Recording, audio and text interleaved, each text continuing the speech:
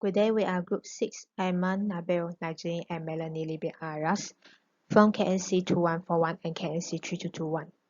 In this video, we are going to present our proposal for the open-ended lab titled as Batch Reactor, the red law. We are going to present the introduction for our project, objective, hypothesis, procedure, expected result, and also the precautions. My name is Najee, and I'm going to represent my group to explain the introduction, objective, and hypothesis.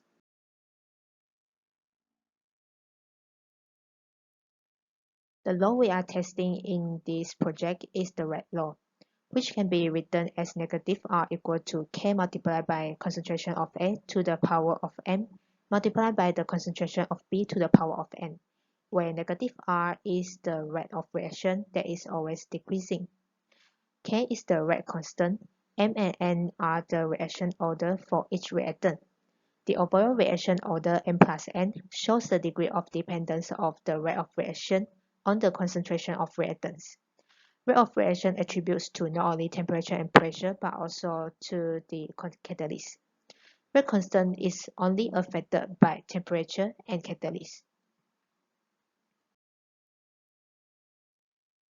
So in this experiment, we are going to use a batch reactor, which is often used for testing a process or reaction at laboratory scale or for industrial processes.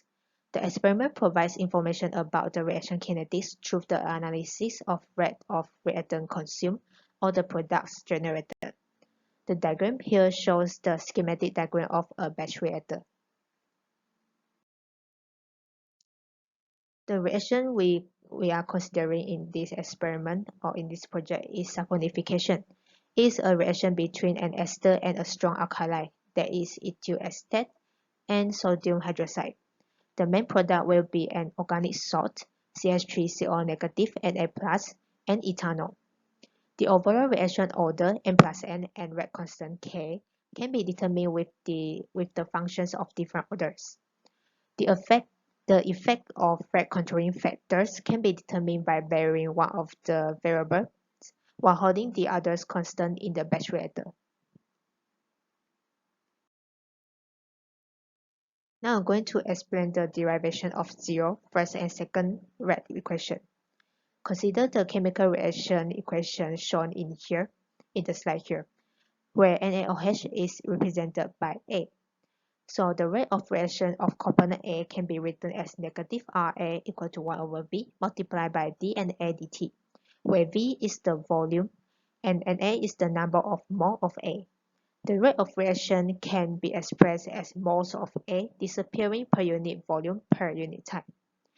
So this means that the rate of reaction can be written as negative Ra equal to dCA dt, where Ca is the concentration of A.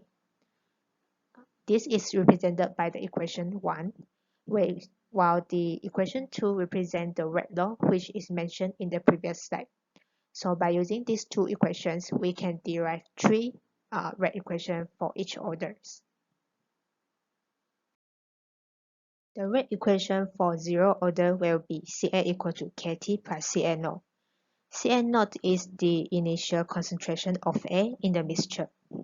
By combining equation 1 and 2, we can get the first order rate equation, which is negative ln Ca divided by Cn0 equal to Kt. For second order reaction, equation 2 becomes negative Ra equal to Kca to the power of 2. Substituting equation 1 into 3, followed by integration, we can get the rate equation for second order, which is 1 over Ca equal to Kt plus 1 over Cn0.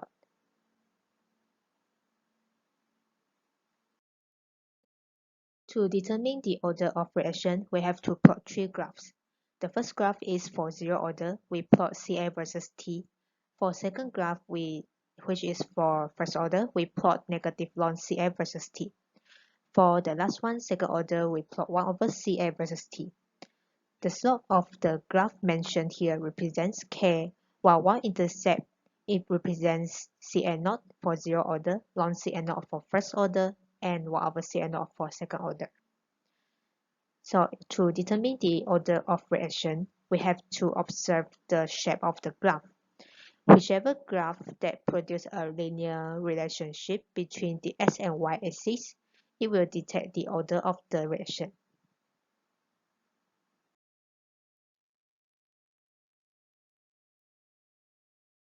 So in our experiment, we have three objectives. The first one is to determine the overall reaction order of saponification, to study the effect of temperature on the rate and rate constant of the reaction, and to study the operation of batch reactor. We have two hypotheses. The first one is the overall reaction order of saponification is second order. The second one is the rate and rate constant depends on the temperature. So that's all from me. Aiman will continue to present about the procedure. Thank you. Moving on to the next slide, we'll talk about the procedure and the expected data for our experiment. There are two parts of procedure, which the first part is about the preparation of reactant solution, sodium hydroxide and ethyl acetate. The first step is to prepare the sodium hydroxide solution by putting 4 grams of sodium hydroxide solid pellets into a volumetric flask, or put a 1.04 ml of 99% of concentrated sodium hydroxide into the volumetric flask. Distilled water is then added to the volumetric flask until it reaches 1000 ml volume graduation mark. Then close the flask tightly using a stopper and shake the flask until the solution is mixed well. Next is to prepare the ethyl acetate by withdraw 9.58% of 99% of concentrated ethyl acetate using a pipette and discharge the solution into a volumetric flask. Distilled water is then added to the volumetric flask until it reaches 1000 ml volume graduation mark, and then close the flask tightly using a stopper and shake the flask until the solution is mixed well. For the second part for the procedure is about the operating the batch reactor.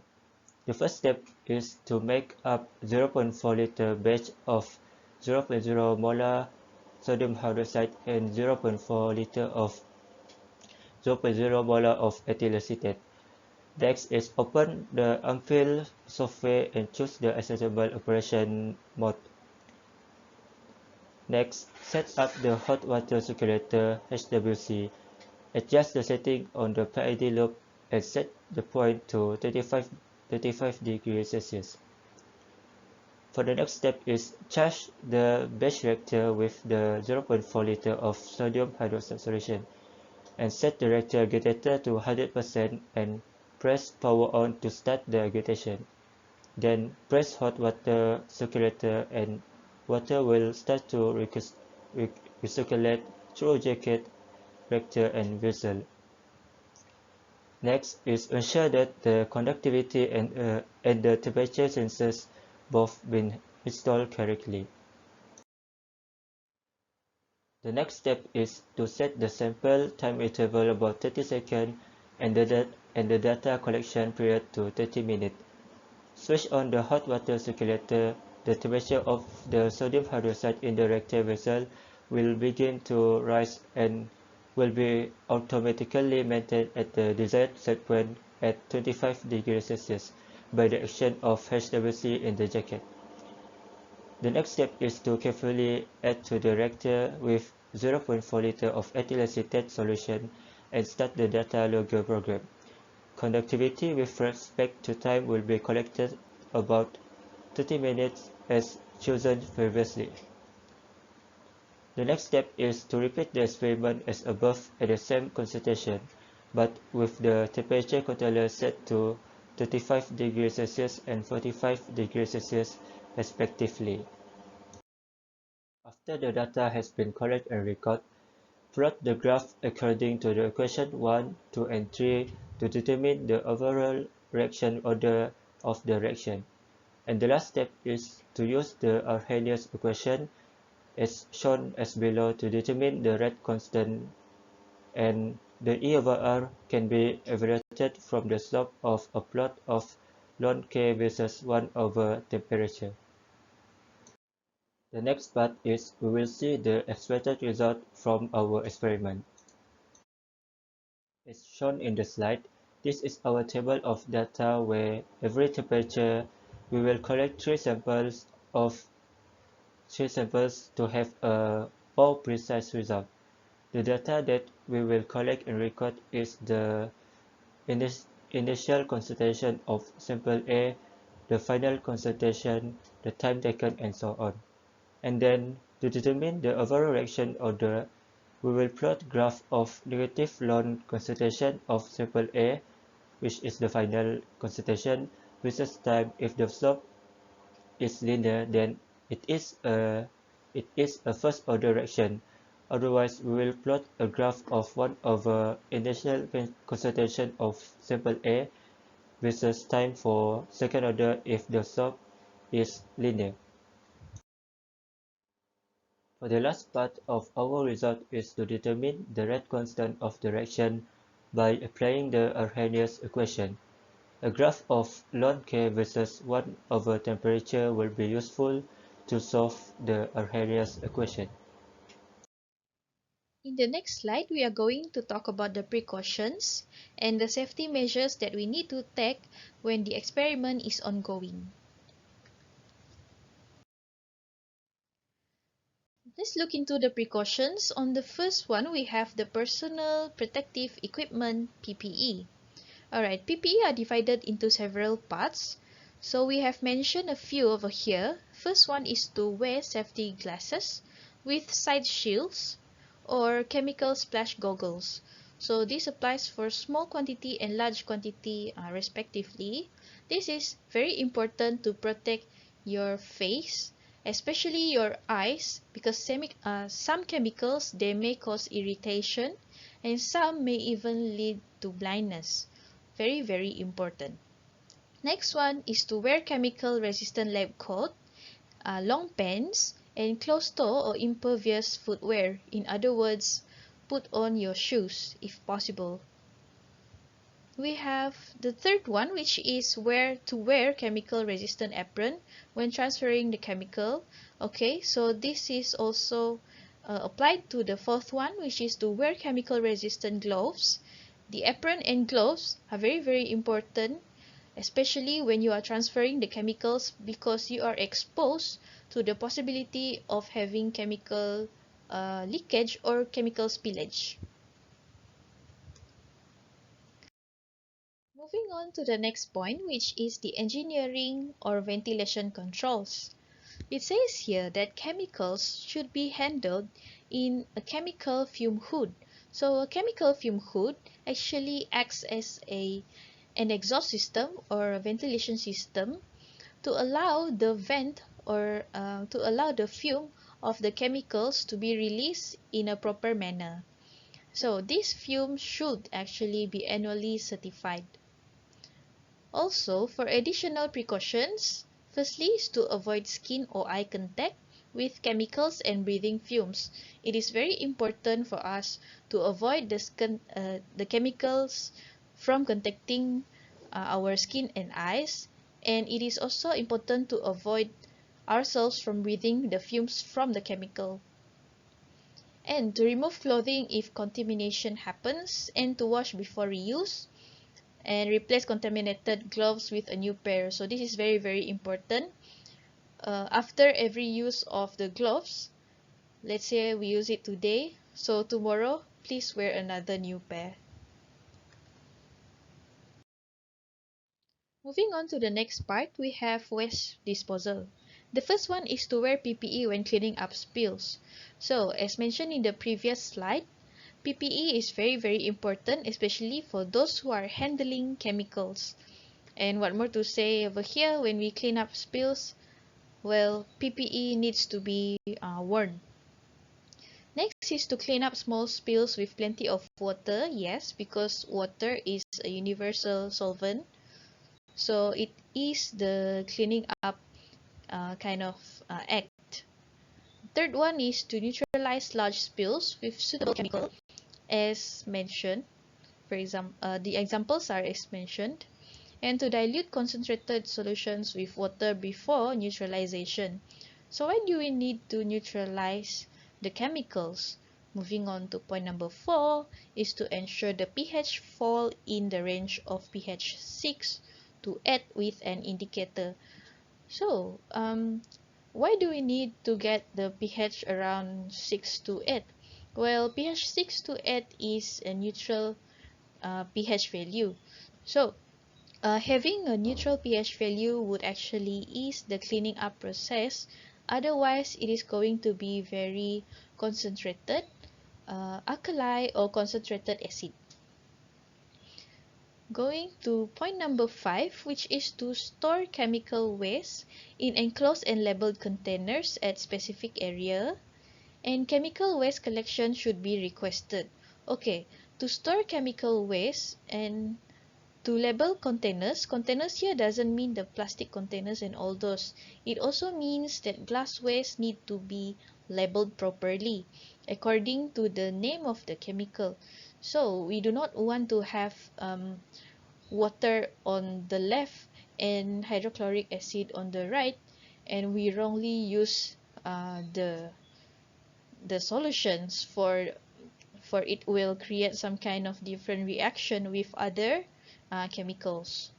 Number 6 is for any large spills of chemicals, any ignition should be removed by shutting off, and the room must be evacuated.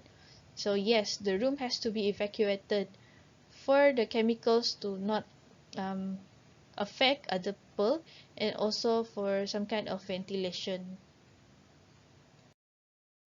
In this part, we are going to share with you the MSDs of the chemicals or materials that we use in this experiment.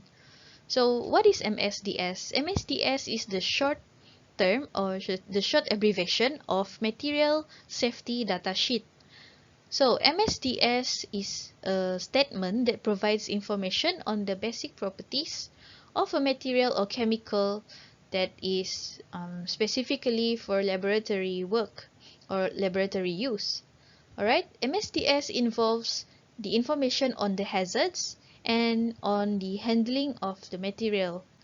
And it is very important because MSDs also exposes or also shows the safety measures that one has to take.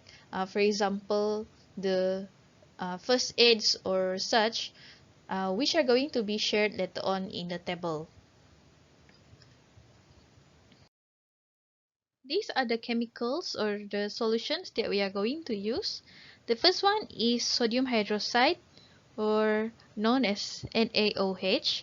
Second one is ethyl acetate, CH3, COOC2H5, and the third one is distilled water. So sodium hydroxide, it exists as a solid pellet. Ethyl acetate exists as solution, whereas distilled water exists as liquid or solution as well. So the appearance, this is based on the MSDs. The appearance of NaOH is white solid. Solution of ethyl acetate is colorless liquid, whereas distilled water is a clear colorless liquid. The potential effects on health of sodium hydroxide is that it may cause eye and skin burns, blindness as mentioned earlier, irritation if inhaled, and dermatitis if skin contact is prolonged. So this has the same potential effects on health with the ethyl acetate solution, whereas for distilled water, the potential effects on health is that it may cause mild effects that has minimal irritation, headache, and shortness of breath. As seen over here, all three have the similar first aid measures, which are to immediately flush eyes and skin with water if in contact, to inhale fresh air if inhaled, or if you breathe in the fume, then you need to inhale fresh air, and to always seek medical attention as soon as possible, especially if you ingested the chemical. The accidental release measures for all three are slightly similar, especially between the sodium hydroxide and ethyl acetate, which are to use PPE, and this requires ventilation.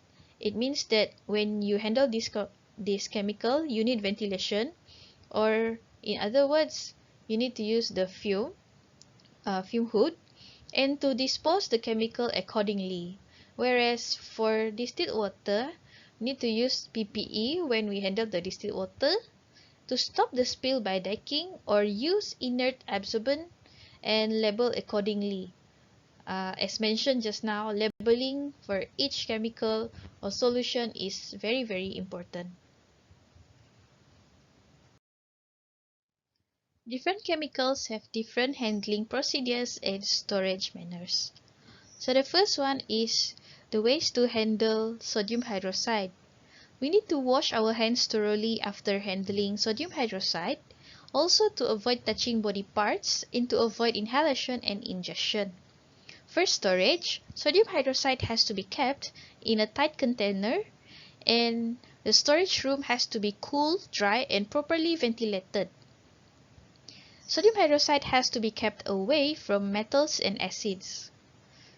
As for the handling of ethyl acetate, ventilation is required, and ingestion and inhalation has to be avoided. For storage, ethyl acetate has to be kept in a tight container, and the storeroom has to be dry and properly ventilated as well, similar to the sodium hydroxide. Since ethyl acetate is flammable, therefore, it is important to avoid ethyl acetate from any heat or ignition sources. Next is to handle distilled water, which is safe. Distilled water is safe to handle. It has no hazards, but also it is important to follow the hygiene procedures. For storage, distilled water is safe to be kept and sealed in container where the storeroom is cool, dry, and properly ventilated. That's all from our group. Thank you.